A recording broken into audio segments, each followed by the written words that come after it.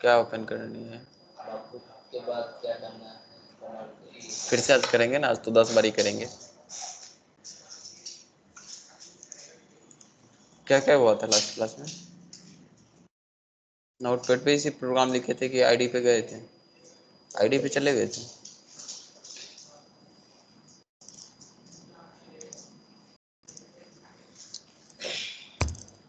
जो सिस्टम मिला होगा उसमें शायद इंस्टॉल्ड होगा, जहाँ तक हमें पता है। ठीक है, तुमको जो सिस्टम मिला था उसमें इंस्टॉल्ड होगा। तो एक फोल्डर बना लेना, दिख रहा है ना, फोल्डर बना लेना, उसमें जाना, राइट क्लिक करके ओपन विथ कर लेना। VS कोड होगा ये वाली सिंबल, इसको ओपन कर लेना। ओपन करोगे तो अगर कोई फाइल बनाए थे तो वो यहाँ पे विजिबल होगा, अगर नहीं होगा तो भी कोई दिक्कत नहीं, घबराने की बात नहीं है। हम क्या करेंगे, ये वाली जो ऑप्शन दिख रहा होगा यहाँ पे जो पहला है, ये फाइल हम क्रिएट करते हैं, इससे फाइल क्रिएट कर लेते हैं। जैसे तीसरा प्रोग्राम है, तीसरा बना लेते हैं आप, third.html, कुछ भी नाम रख देंगे रैंडमली, लेकिन एक्सटेंशन HTML रखेंगे या HTML रखेंगे, दोनों में से कोई भी चलेगा। अब जैसे देखे थे कल की हम लोग को कुछ टैग है जो इम्पोर्टेंट है, ज़रूरत है सब में, जैसे है HTML टैग था, हेड टैग था, बॉडी टैग था, चाहिए ही, तो वो उसको डिफ़ॉल्ट कोड बोलेंगे और डिफ़ॉल्ट कोड हम यहाँ से जनरेट कर सकते हैं। कर लिए, इतना तो चाहिए। और यहाँ पे हम टाइटल चेंज कर सकते हैं, समझ चुके हो, तब हम बार बार चेंजेज नहीं करेंगे, सीधा हम काम करने आ जाएंगे। ठीक है, एक एक करके शायद इसमें से सभी टैग को समझ लिए थे, समझ चुके थे ना। और ये भी बताए थे कि इसको ओपन करने के लिए हम सीधा इस पर क्लिक करेंगे। स्पेलिंग मिस हो गया,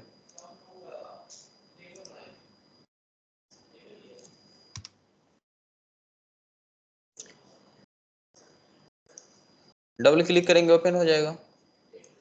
अब प्रॉब्लम क्या है, जब हम इसमें कुछ लिखेंगे, जैसे अपना नाम ही लिखें, नाम लिखें, और जब हम इसको सेव किए, सेव करने के लिए Ctrl+S प्रेस कर दोगे, यहाँ पे आके फाइल में सेव का ऑप्शन मिलेगा। ठीक है, तो सेव कर लेंगे और यहाँ पे आएंगे तो हमें आउटपुट में कुछ दिखेगा ही नहीं, दिख रहा है? कब दिखेगा, जब रिफ्रेश करेंगे। तो अगर इस तरीके से हम करें तो बार बार हमको रिफ्रेश करना पड़ेगा आके। तो इसके लिए क्या किए थे, एक एक्सटेंशन इंस्टॉल कर लिए थे, कौन सा, लाइव सर्वर, इसको इंस्टॉल कर लिए थे। इसको इंस्टॉल करने के बाद हम direct open with live server या फिर यहाँ पे आ जाता तो वहां से कर लेते थे। अब अगर ओपन विथ लाइव सर्वर करेंगे तो भी हमको बार बार कहाँ जाना पड़ेगा, अपने ब्राउज़र पे जाना होगा। इससे अच्छा क्या करोगे, लाइव प्रीव्यू को इंस्टॉल कर लोगे। ठीक है, ये वाली लाइव प्रीव्यू को इंस्टॉल कर लोगे। जब इसको इंस्टॉल कर लेते हैं तो हमको फायदा क्या हो जाता है कि अब हम क्या कर सकते हैं, डायरेक्ट यहाँ पे देख सकते हैं।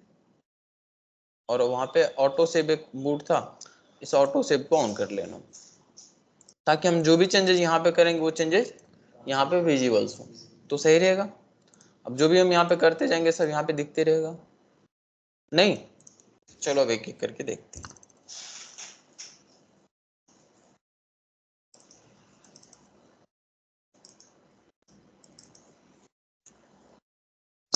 टैग्स क्या होता है,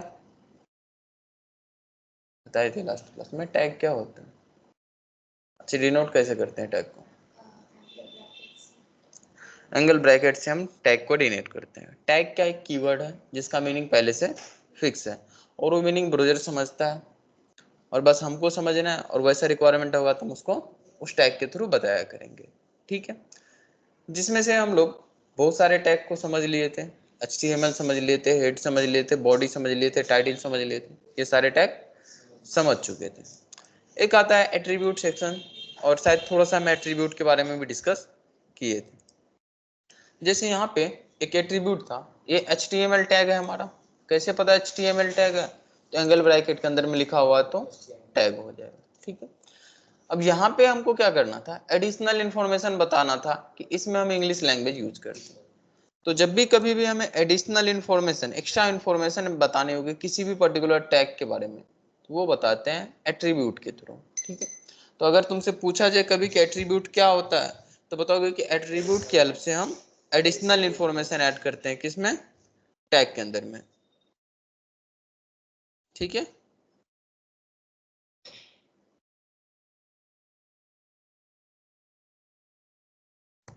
क्लियर?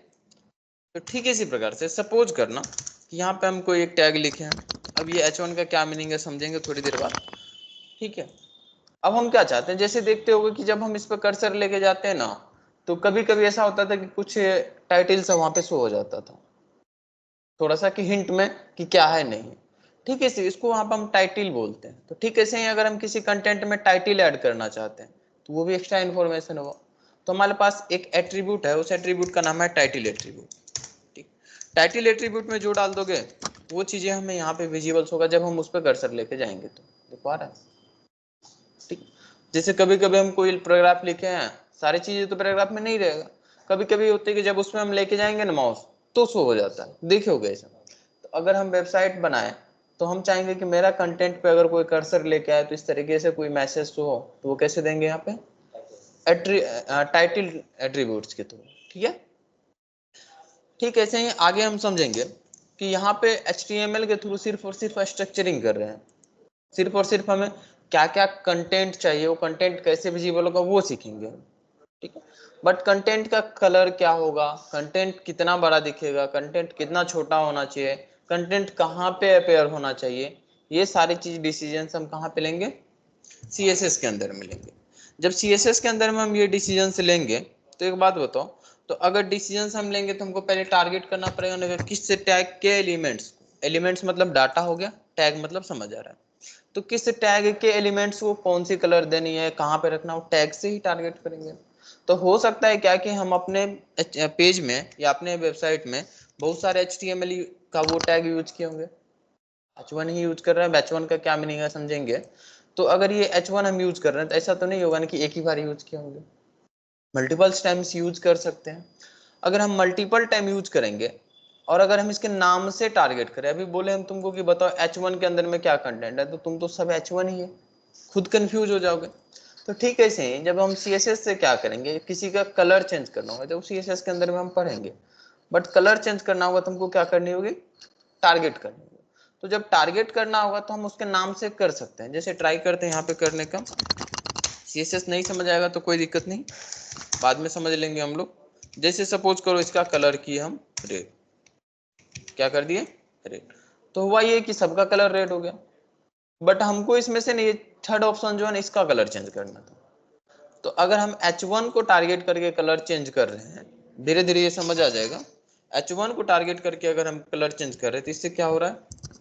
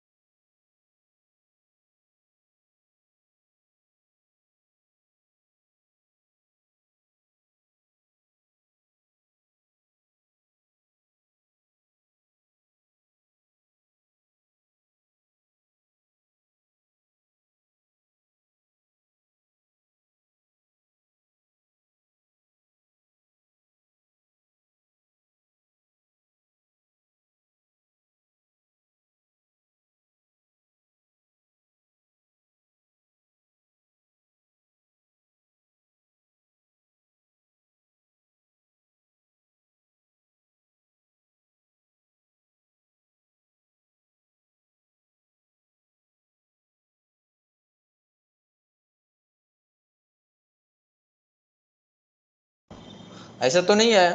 तो यहाँ पे जब हम वर्ड यूज किया हो ना, थोड़ा बहुत वर्ड यूज किया हो, तो वर्ड यूज किए होगे तो हमको ये चाहिए था, इसको बोलते क्या थे, सब स्क्रिप्ट, और इसको सुपर स्क्रिप्ट। यहाँ पे भी देखो बोल रहा है सुपर स्क्रिप्ट, इसको सब स्क्रिप्ट। तो ठीक है, ऐसे यहाँ पे सब स्क्रिप्ट में ऐड करना है तो हमारे पास सब टैग है, और सुपर स्क्रिप्ट के लिए SUP टैग है। ठीक है, शॉर्ट फॉर्म उसका थोड़ा सा यूज कर लेते हैं। तो टू को नीचे लाना था, तो जिसको भी नीचे लाना था उसको हम लिख देंगे किसके अंदर में, एच को तो नॉर्मल लिखना था, सब टैग लिखे, सब टैग के अंदर में टू लिखे, देन उसको सब टैग से बाहर निकल के वो तो एज इट इज लिखना था। देखो नीचे आ गया, यही चाहिए था ना। तो सब स्क्रिप्ट टैग का यूज करके हम क्या करते हैं, कंटेंट को थोड़ा सा नीचे लेके आ जाते हैं। ठीक है, ऐसे ही जब हमको एक्स स्क्वायर लिखना था तो नॉर्मली लिखेंगे तो ये इस तरीके से आएगा। अभी बी टैग यूज करके नीचे उतर जा रहे हैं, इसको क्या करना था, ऊपर लेके जाना था, तो सुपर स्क्रिप्ट टैग है। ठीक है, आगे ऊपर समझ आ रहा है। जब सुपर स्क्रिप्ट टैग का यूज करेंगे तो वो ऊपर जाएगा, और सब स्क्रिप्ट का टैग का यूज करेंगे तो नीचे आ जाएगा। कोई दिक्कत समझने में नहीं। अब जरा समझते हैं, कभी कभी बोल्ट भी करना पड़ सकता है कंटेंट को। बोल्ट करना होगा तो कैसे, जैसे सपोज करो हम अपना नाम लिखे, इसको बोल्ट करना था, तो बोल्ट अगर हमें करना था, बिहार से फिर से नीचे उतर गए, बोल्ट अगर हमें करना था तो बताना पड़ेगा कि इसको बोल्ट कीजिए। तो यहाँ पे बोल्ट के लिए क्या सिंबल था, बी, इटैलिक के लिए आई, अंडरलाइन के लिए यू। ठीक है, ऐसे ही हमारे पास उसी नाम से टैग है, अगर बी टैग के अंदर में हम कुछ भी लिखते हैं तो उसको बोल्ट कर देगा। ठीक है, कर दिया। ठीक है, इसी प्रकार से अगर आई टैग के अंदर में हम कोई चीज लिखते हैं तो उसको इटैलिक कर देगा। इसी प्रकार से अगर यू टैग है, यू टैग के अंदर में हम कुछ भी लिखते हैं तो उसको क्या करेगा, वो अंडरलाइन कर रहा है। क्या किया? अच्छा एक चीज बताओ, अगर मान लो कि हमें क्या करनी है, बोल्ट और इटैलिक दोनों करना है, या बोल्ट या अंडरलाइन करना है, कैसे करेंगे? बी टैग लिखे, अब टैग लिख दिया, अंडरलाइन हो गया। फिर जब हम कंटेंट लिखेंगे तो इसमें दोनों प्रॉपर्टी अप्लाई हुआ, हो चुका है। इटैलिक भी करना था तो इटैलिक भी कर देते हैं। ठीक है, जैसे ये देखना, इटैलिक कर दिया तो देखना वो इटैलिक और अंडरलाइन हो गया, ये बोल्ट और इटैलिक हो गया होगा, हो रहा है। तो हमें क्या करनी है, इस पे डिनोट डिपेंड करेगा कि हमें वो कौन सी टैग यूज करना है। ये सारे टैग समझ आ गया। अगर वर्ड यूज किए थे तो यहाँ पे ये सारी चीजें तुम यूज किए होगे ऑलरेडी, कोई दिक्कत समझने में? तो हम देख लिए horizontal rules, HR tag, subscript, superscript, bold tag, italic, देख लीजिए। अब जैसे क्यू टैग, कभी कभी क्या होता है ना, डबल कोटेड के अंदर में हमें कुछ चीजें लिखनी होती है, किसके अंदर में, डबल कोटेड के अंदर में। तो क्यू टैग के थ्रू अगर लिख दोगे तो वो डबल कोटेड के अंदर में आएगा, देखना आ चुका है। तो बस कोटेड उसको बोलते हैं, तो क्यू टैग उसके लिए आ गया। ठीक इसी प्रकार से कभी कभी क्या होता है कि हमको इस प्रकार से लिखना होगा, पूरा पैराग्राफ होगा तो ये कुछ भी चीजें हमें जैसे लिखना है यहाँ पे, और उसमें क्या करना है, 20 से लाइन खींच देना है। जैसे यहाँ पे अभी लाइन खींचा हुआ था, 20 से लाइन खींचा हुआ रहता है ना कभी कभी, तो उसको करने के लिए हम डेल टैग है, डिलीट का डेल ले लेते हैं, और इसके अंदर में अगर हम कुछ लिख देते हैं तो वो 20 से लाइन खींच देगा, खींच दिया लाइन। जैसे हम लोग कॉपी में कुछ लिखते हैं, गलत हो जाता है तो लाइन खींच के काट नहीं देते, अगर ऐसे ही अपने वेबसाइट पे लिखेंगे तो इस तरीके से आ जाएगा। ठीक है, समझ आ गया। इसी तरह से एक इनलाइन टैग भी होगा, ये INS टैग है, वो भी एडजेक्टिव अंडरलाइन के जैसे ही रहता है। ठीक है, इनलाइन मतलब लाइन खींच देगा बस। ये हाँ, ये सारे टैग समझ आ गया। डिफरेंस तो शायद नहीं है, कुछ लगभग सेम ही है वैसे। जब भी हमें अंडरलाइंस करना होगा या बोल्ट वगैरह करना होगा ना, तो हम ये सब टैग यूज नहीं करेंगे। HTML के अंदर में है सारी चीजें, बट ये सारी फंक्शनलिटी हम लोग ट्राई करेंगे कि CSS से करेंगे अपने। तो अभी हमारे पास टैग है तो हम समझ लेते हैं कि इसका क्या मीनिंग है, नहीं है, बट जब भी हम यूज करेंगे तो अपने CSS प्रॉपर्टी से ही ये करने वाले हैं। ओके, समझ आ गया यहाँ तक? कोई दिक्कत नहीं है? कोई क्वेश्चन भी नहीं है?